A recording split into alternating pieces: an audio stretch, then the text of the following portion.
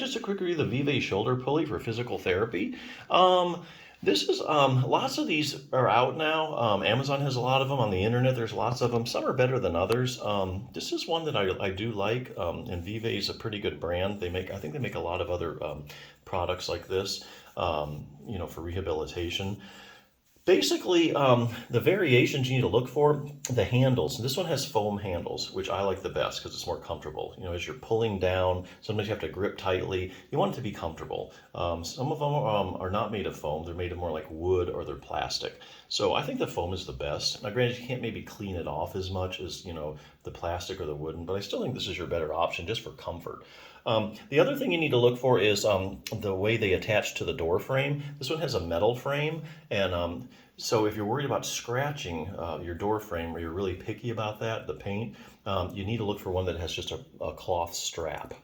But this one's got metal.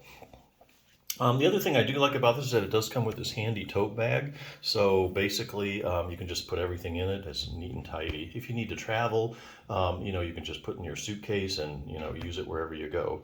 Now, there's lots of ways to use these things. You can either stand away from the door, you can face the door, you can do this sitting, you can do it standing, and also the hook you can put here, but you can also put it on the side as well, and to do other kinds of stretching. So there's a lot of things you can really do with this. But the main thing this is really for is for range of motion. So if you need more flexibility, this is designed to help, like you have really one bad arm that's really not that flexible and you got a good arm. Basically, the purpose of this is you're using the good arm to help out the bad arm.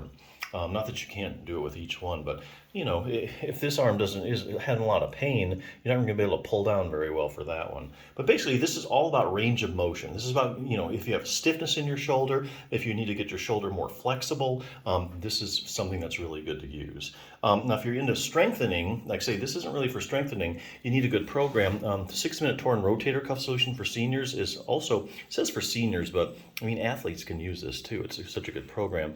So I'm not sure what that's about. Strengthening the rotator cuff, if you have any kind of a shoulder problem, you at least need to be strengthening your rotator cuff, and I'll tell you why. The shoulder is a very shallow ball and socket joint. Unlike the hip, which is a deep ball and socket joint, the shoulder depends mainly on the muscles to hold it together. There's ligaments, of course, but it really depends heavily on muscular support. And guess what? The rotator cuff is really the main muscles that stabilize the shoulder joint.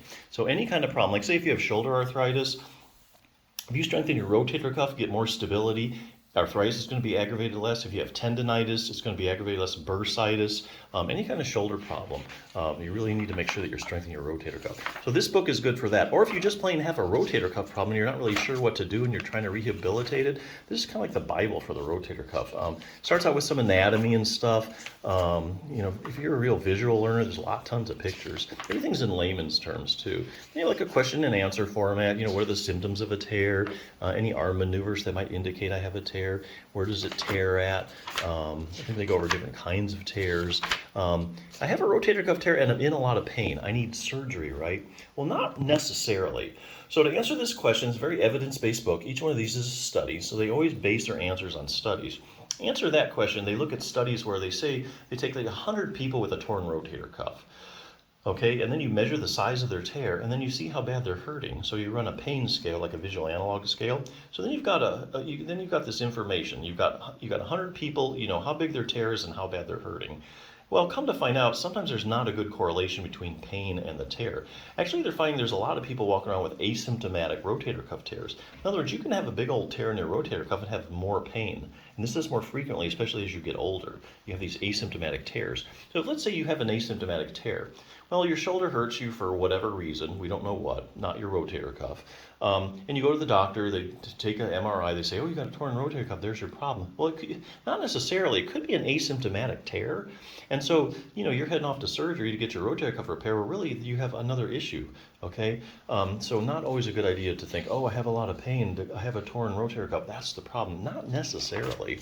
What happens if I leave my rotator cuff tear alone? Interesting, they look at long-term follow-up studies. And there's studies done where they take groups of people that have a torn rotator cuff, and for one reason or another, they just don't do anything about it. They don't treat it. And then they follow these people over time, and they say, what happens to them over like 5 or 10 years? There's some really good follow-up studies, and they find out, hey, does it get better? Does it get same? Is it worse? Does it repair itself? Probably the best one. How does exercise compare to surgery when it comes to treating a rotator cuff tear? Here again, evidence-based book, the only way you can answer that is looking at the randomized controlled trials.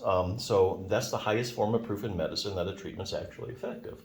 So here you take, say, 100 people with a torn rotator cuff, 50 randomly say, okay, you're going to have surgery. The other 50 randomly say, hey, okay, you're going to do an exercise program. And then you follow them over time, like, 6 weeks, 6 months, 6 years. There's some, here again, really good follow-up studies.